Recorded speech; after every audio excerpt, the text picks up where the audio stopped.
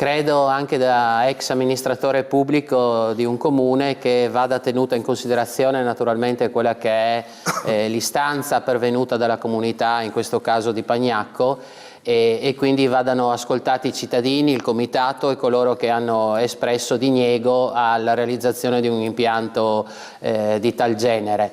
Credo anche però che la Regione debba in qualche modo monitorare il territorio regionale per individuare quali possono essere eventuali siti ove collocare degli impianti naturalmente di energia sostenibile, di energia alternativa e impianti di questo genere, perché ormai la strada è indirizzata in tal senso.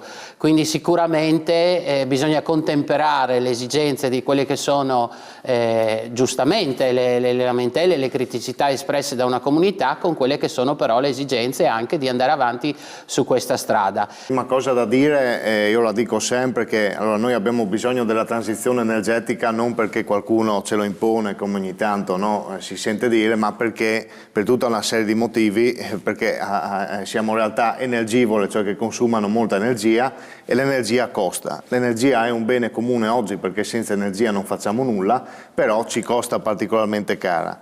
Tra l'altro l'Italia su questo è una delle maglie nere a livello anche europeo come costi proprio di bollette per le famiglie e per le imprese. Questo è il primo punto da dire. Dopodiché quindi abbiamo bisogno anche di fonti rinnovabili, assolutamente, però bisogna cercare di avere più regia e più gestione su due fronti. Uno sulla condivisione con il territorio, che noi abbiamo sempre detto in tanti casi è mancante, nel senso che c'è bisogno che quando partono dei progetti ci sia più condivisione con la popolazione, il comune e il territorio.